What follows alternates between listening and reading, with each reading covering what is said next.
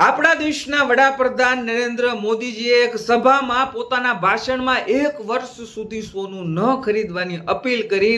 એનાથી તો આ વિપક્ષના નેતાઓ અને આ વિપક્ષની પાર્ટીઓને એટલી બધી બળતરા થઈ છે કે આ બધા મોદી વિરોધીઓ સોનું નહીં ખરીદવાની વાતને લઈને મજા આવી એવી અફવાઓ ફેલાવીને પોતાના મગજમાં ભરેલી ગંદકી બહાર કાઢી રહ્યા છે। આમ પણ આ મોદીજીના વિરોધીઓને મોદીજીનો વિરોધ કરવા સિવાય આવડે પણ શું છે? બીજું વિરોધ કરવામાં તો આ માસ્ટર છે। પીએમ મોદીજીની 1 વર્ષ સોનું નહીં ખરીદવાની આ અપીલ પર રાહુલ ગાંધીને તીર સીધું ઘૂસી ગયું છે। એટલે રાહુલ ગાંધી બળતરામાં ને બળતરામાં પોતાના મગજની ગંદકી બહાર કાઢી રહ્યો છે। આ પપ્પુને તીર વાગ્યું છે પણ એવી જગ્યાએ, અને આ ગંદકી મગજમાંથી બહાર કાઢી રહ્યો છે। તમે સમજ્યા કે નહીં?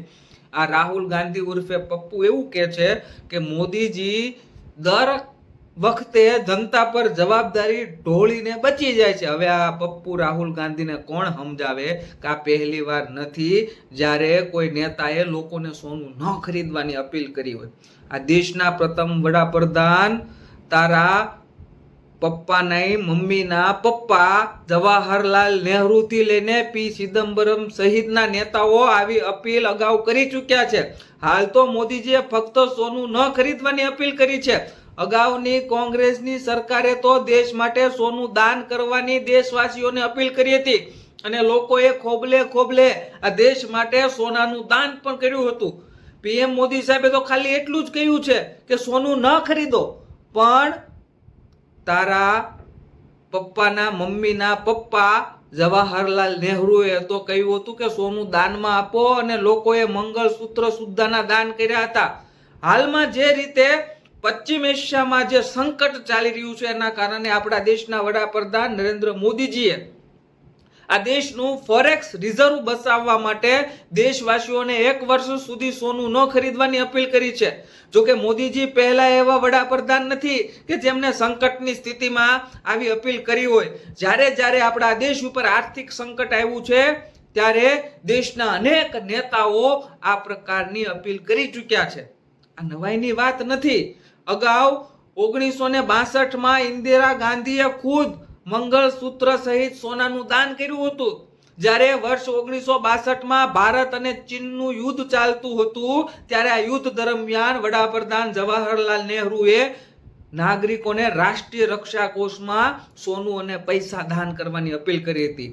આ ફંડ તત્કાલીન વર્ષ સશસ્ત્ર દળોના જવાનો અને તેમના પરિવારોના કલ્યાણ અને સુરક્ષાના પ્રયાસો માટે સ્થાપિત કરવામાં આવ્યું હતું। એ સમયે સરકાર દાન દેવા માટેના 3 ખાસ કારણો પણ આપ્યા હતા, જેમાં પહેલું નાગરિકોને બાળકોનું ભવિષ્યનું રક્ષણ કરવાનું, ભારતની પ્રાદેશિક અખંડિતતાનું જતન અને શાંતિનું રક્ષણ કરવાનું।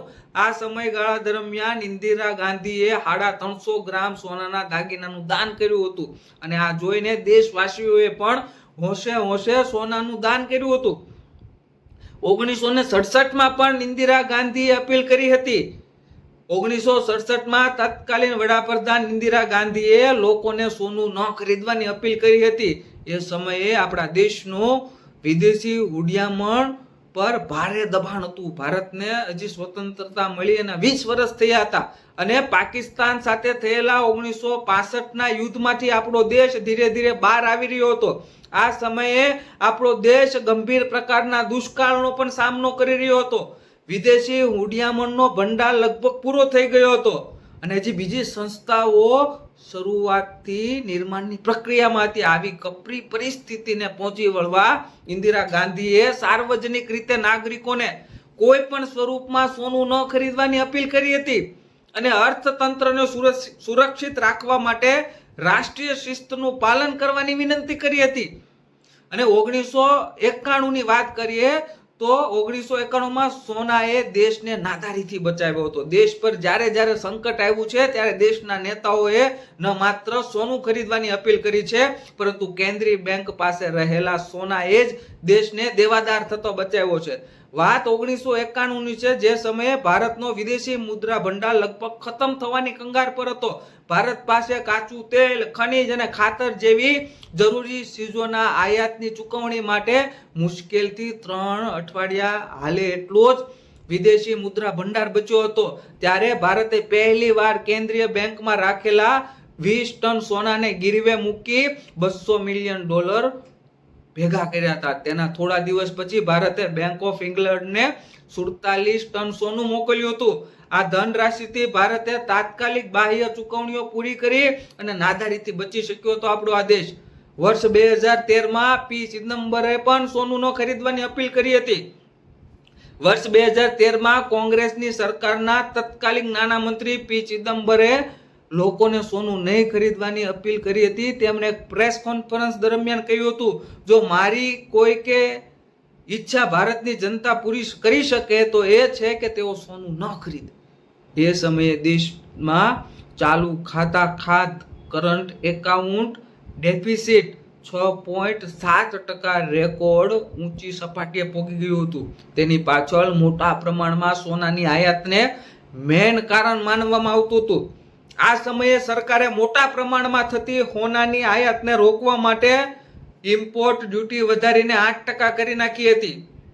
આપણા દેશના વડાપ્રધાન મોદીજીએ છેલ્લા 2 દિવસમાં દેશના નાગરિકોને સોનું ન ખરીદવા, ઈંધણ બચાવવા સહિત અનેક અપીલ કરી છે. તેમણે લોકોને 1 વર્ષ સુધી બિનજરૂરી સોનું ખરીદવાથી બચવાની ખાસ અપીલ કરી. એના કારણે જેથી વિદેશ મુદ્રાના બિનજરૂરી પ્રવાહને દેશની બહાર જતા રોકી શકાય. સાથે જ એમને પેટ્રોલ ડીઝલના સંયમિત ઉપયોગ પર પણ ભાર મૂકતા કહ્યું છે કે તેલની બચતથી દેશની આર્થિક સ્થિતિને મજબૂતી મળશે. પશ્ચિમ એશિયામાં સંકટના કારણે ઊભા થયેલા વૈશ્વિક તણાવ વચ્ચે મોદીજીએ આ અપીલ કરી હતી. હવે આપણે વર્લ્ડ ગોલ્ડ કાઉન્સિલના આંકડા જોઈએ તો વર્ષ 2025માં ભારતના લોકોએ 49 બિલિયન ડોલરનું ગોલ્ડ ખરીદ્યું હતું. આ પાકિસ્તાનના 9 રક્ષા બજેટ જેટલું થાય. દુનિયાના ટોપ 10 દેશો જેઓ સૌથી વધુ સોનું ખરીદે છે તેમાં ચીન પહેલા નંબરે છે અને બીજા નંબરે આપણું દેશ ભારત છે. અને સૌથી વધુ સોનું ખરીદવામાં ત્રીજા નંબરે અમેરિકા છે. 2025માં ચીને 551 ટન સોનું ખરીદ્યું હતું અને જ્યારે ભારતે 462 ટન સોનું ખરીદ્યું હતું અને અમેરિકાએ ખાલી 109 ટન સોનું ખરીદ્યું. નરેન્દ્ર મોદીજીની સોનું ન ખરીદવાની વાત પર રાહુલ ગાંધી ઉર્ફે પપ્પુ સોશિયલ મીડિયામાં ખોટી ફાકા ફોજદારી કરી રહ્યો છે. આ પપ્પુને એ પણ નથી ખબર કે અગાઉ એના પપ્પાના મમ્મીનો પપ્પા જવાહરલાલ નહેરુ અને પપ્પુની દાદી ઇન્દિરા ગાંધી પણ સોનું નહીં ખરીદવાની અપીલ કરી ચૂક્યા છે.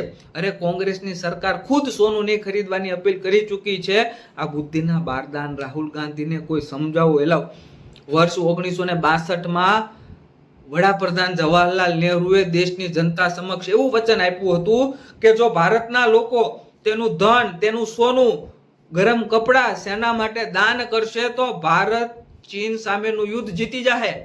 એ સમયે સરકાર દ્વારા એક વિજ્ઞાપન પણ બહાર પાડવામાં આવ્યું હતું જેમાં છેલ્લે દેખાડવામાં આવ્યું હતું કે મહિલાઓના મંગળસૂત્ર અને અન્ય દાગીનાઓથી વિક્ટોરી વિજય લખવામાં આવ્યું હતું વિજ્ઞાપનની અંદર છેલ્લા ભાગમાં. આ સમયે ઇન્દિરા ગાંધીએ પણ તેનું મંગળસૂત્ર અને અન્ય દાગીના નેશનલ ડિફેન્સ ફંડમાં દાન આપ્યા હતા. એ સમયે ઇન્દિરા ગાંધીએ લગભગ 350 ગ્રામ સોનાના દાગીનાનું દાન કર્યું હતું. ઇન્દિરા ગાંધીને જોઈને દેશની અનેક મહિલાઓએ પોતાના મંગળસૂત્ર અને દાગીના દેશ માટે દાન કર્યા હતા. એ સમયે મહિલાઓએ સરકાર દ્વારા બનાવવામાં આવેલા કેન્દ્રો પર ખુદ જઈને બંગડીઓ, ગળાના મંગળસૂત્રો અને અન્ય દાગીના પણ દાન કર્યા હતા.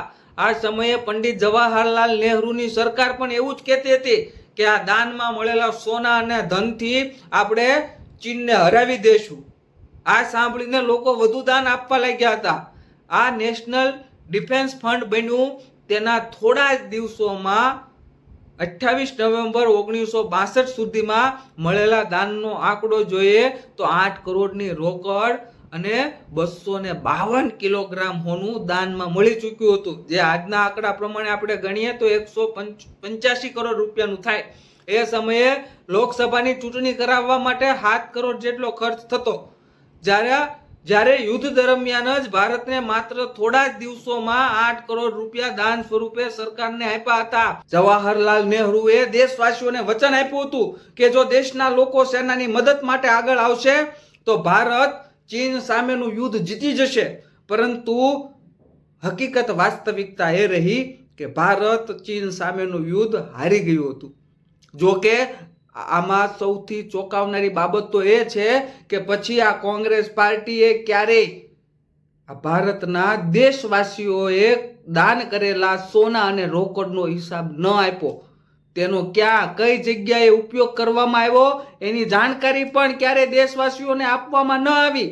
એ સમયે પણ અનેકવાર એવી માંગ ઉઠી કે નહેરુ સરકારે નેશનલ ડિફેન્સમાં મળેલા દાનનો હિસાબ આ ભારત દેશના નાગરિકોને આપવો જોઈએ. પરંતુ કોંગ્રેસ પાર્ટીની એક પણ સરકારે તેના વિશેની જાણકારીને સાર્વજનિક ન કરી હતી. 1962 બાદ પણ 1965 અને 1971ના યુદ્ધ દરમિયાન સરકારે લોકો પાસેથી રોકડ અને સોનાનું દાન મેળવ્યું. એ સમયે સંકટની ઘડીમાં સરકારો આ પ્રકારે જનતાની પાસેથી મદદ લેતી હતી. પરંતુ આજે જ્યારે આ જ પ્રકારની સંકટની ઘડીને પહોંચી વળવા માટે આપણા દેશના વડાપ્રધાન નરેન્દ્ર મોદીજીએ માત્ર દેશવાસીઓને સોનું ન ખરીદવાની અપીલ કરી છે.